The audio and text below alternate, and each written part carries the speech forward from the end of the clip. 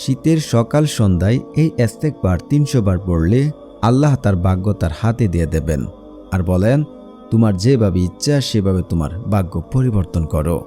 আজকের ইস্তেগফারটি যে পড়বে সে আল্লাহ সুবহানাহু ওয়া তাআলার কাছে দোয়া করতে দেরি হবে, আর আল্লাহ সুবহানাহু ওয়া তাআলা কবুল করতে দেরি করবেন না। আপনার যেভাবে ইচ্ছা, আপনার যেভাবে পছন্দ, আপনি আপনার জীবনকে সেইভাবে সাজাতে পারবেন, সেইভাবে গুছাতে পারবেন। আপনার যেমন প্রয়োজন, আপনার টাকার প্রয়োজন, আপনার সুখের প্রয়োজন, আপনার চাকরির প্রয়োজন, আপনার এভরিথিং, মানে আপনি যেমন চাইবেন ঠিক তেমনই আপনার জীবন চলবে, আপনি তেমনই আপনার সব কিছু পাবেন যদি আজকের এই ইস্তেগফারের আমলটি আপনারা করতে পারেন।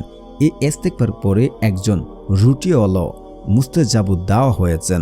আল্লাহর কাছে দোয়া করতে দেরি হয় আর কবুল করতে দেরি হয় না। তো এই আমলটি কিভাবে করবেন, আমি যেসব নিয়ম বলবো সেই সকল নিয়ম মেনে যদি আমলটি করতে পারেন সাথে সাথে আপনারা ফলাফল পাবেন। তো না টেনে সম্পূর্ণ ভিডিও দেখার অনুরোধ রইল।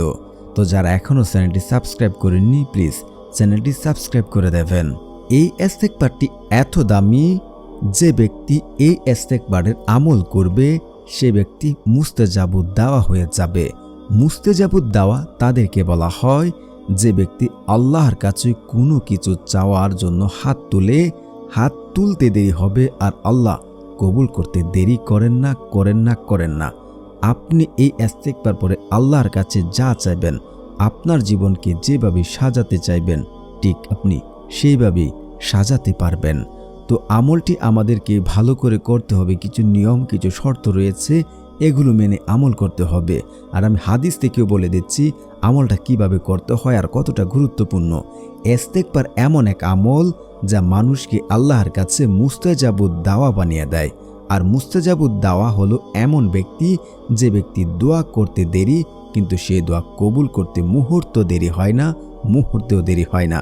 এই ছোট্ট একটি আমলের কারণেই সামান্য রুটি বিক্রেতা হয়েছিলেন মুস্তাজাবুদ দাওয়া, যার দোয়া আল্লাহ তাআলা অভিনবভাবে কবুল করেছিলেন, যার সাক্ষী ছিলেন যুগশ্রেষ্ঠ মুহাদ্দিস ইমাম আহমদ ইবনে হাম্বল রহমাতুল্লাহি আলাইহি নিজেই ছিলেন।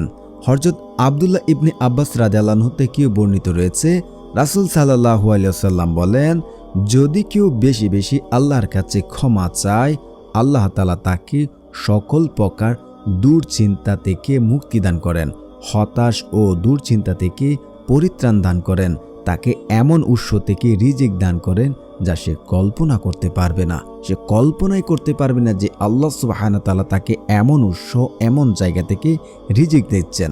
তা হাদিসটা হচ্ছে আবু দাউদের হাদিস।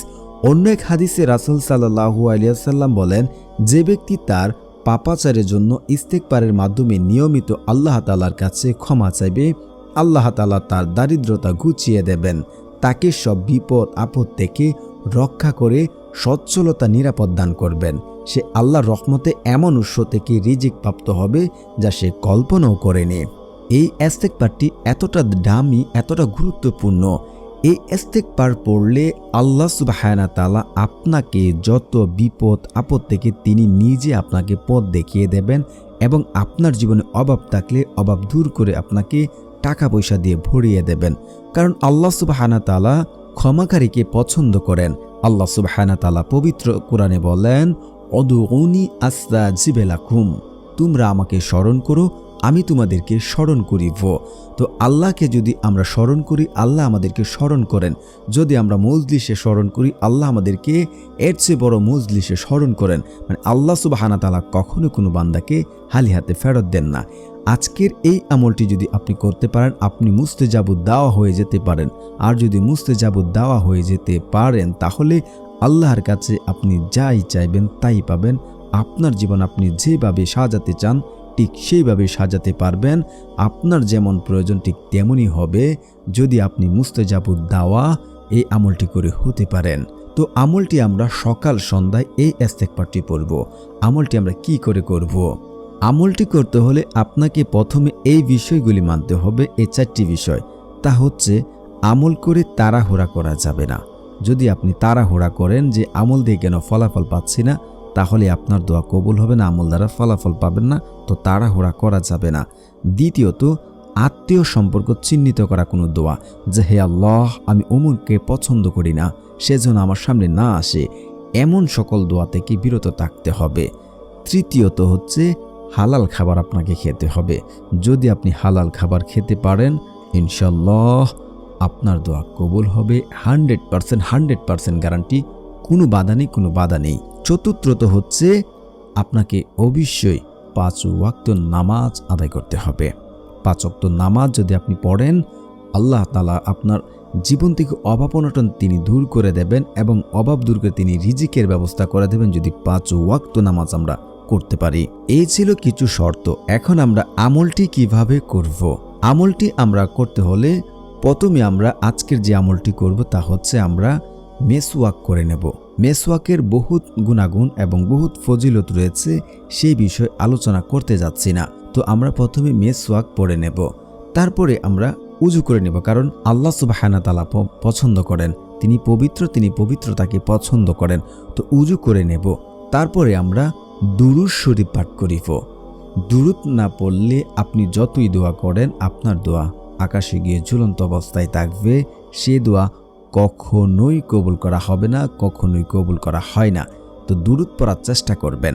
তো আরেকটি বিষয় হচ্ছে আপনাকে সবচেয়ে ইম্পর্টেন্ট আপনি এটা লিখে রাখতে পারেন, আপনি যাচাই করতে পারেন, তা হচ্ছে এটি যদি আপনি না করেন বা না করতে পারেন আপনার দোয়া কখনোই কবুল হবে না। আপনি হালাল খাচ্ছেন, সব কিছু আপনি মেনেছেন, কিন্তু এই জিনিসটা যদি আপনি না করেন আপনার দোয়া কবুল হবে না। তা হচ্ছে বিশ্বাস করতে হবে, যে আমল দ্বারা বিশ্বাস করতে হবে আল্লাহ আমাকে দেবেন, এই আমল দ্বারা এমন বিশ্বাস নিয়ে আমল করলে আল্লাহ কখনোই ফেরত দেন না।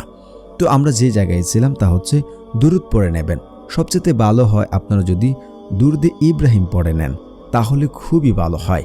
আর যদি না পারেন তাহলে আপনারা সবচেয়ে যে ছোট্ট দুরূদ রয়েছে সাল্লাল্লাহু আলাইহি ওয়াসাল্লাম, সাল্লাল্লাহু আলাইহি ওয়াসাল্লাম, সাল্লাল্লাহু আলাইহি ওয়াসাল্লাম, সাল্লাল্লাহু আলাইহি ওয়াসাল্লাম, এই দুরূদটি আপনারা 30 বার, 21 বার, 11 বার আপনাদের প্রয়োজন অনুযায়ী আপনারা পড়বেন। মানে আপনারা 3 বার, 11 বার, 21 বার আপনারা এখান থেকে যতবার প্রয়োজন আপনারা পড়ে নেবেন। তারপরে এই ইস্তেগফারটি আপনারা পাঠ করবেন।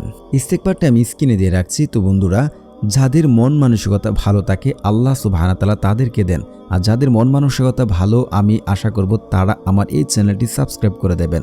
যারা এই চ্যানেলটি সাবস্ক্রাইব করবেন আমি আশা করতে পারি যে আল্লাহ সুবহানাহু ওয়া তাআলা আপনাদের মনের আশা পূর্ণ করবে। কারণ হচ্ছে যাদের মন ভালো আল্লাহ তাদের আশাগুলো পূর্ণ করে দেন, তাদের দোয়াগুলো পূর্ণ করে নেন। তো ইস্তেগফারটি হচ্ছে আপনারা সবাই পারেন আস্তাগফিরুল্লাহ, আস্তাগফিরুল্লাহ, আস্তাগফিরুল্লাহ, আস্তাগফিরুল্লাহ, আস্তাগফিরুল্লাহ, আস্তাগফিরুল্লাহ, আস্তাগফিরুল্লাহ, আস্তাগফিরুল্লাহ। আপনারা এইভাবে আস্তাগফিরুল্লাহ জিকির করবেন। তারপরে আপনি দোয়া করবেন, আল্লাহ সুবহানাহু ওয়া তাআলার কাছে চাইবেন। আর এই আস্তাগফিরুল্লাহ যদি আপনি উঠতে বসতে সর্বখালতেই যদি এই আস্তাগফিরুল্লাহর জিকির করতে থাকেন তাহলে আল্লাহ সুবহানাহু ওয়া তাআলা আপনাকে মুস্তাজাবুদ দাওয়া বানিয়ে দিতে পারেন। এই মুস্তাজাবুদ দাওয়া হলে আপনি যা দোয়া করবেন তার সাথে সাথে কবুল হয়ে যাবে। তো আজকের এই আমলটি অত্যন্ত গুরুত্বপূর্ণ ও বহুবার যাচাইকৃত। আপনারা এই আমলটি করুন, ইনশাআল্লাহ আল্লাহ সুবহানাহু ওয়া তাআলা আপনাদের মনের বাসনা পূর্ণ করে দেবেন, এটা আমি বিশ্বাস করি। ইনশাআল্লাহ আল্লাহ সুবহানাহু ওয়া তাআলা আপনাদের আশাগুলো পূর্ণ করুক, আমিন।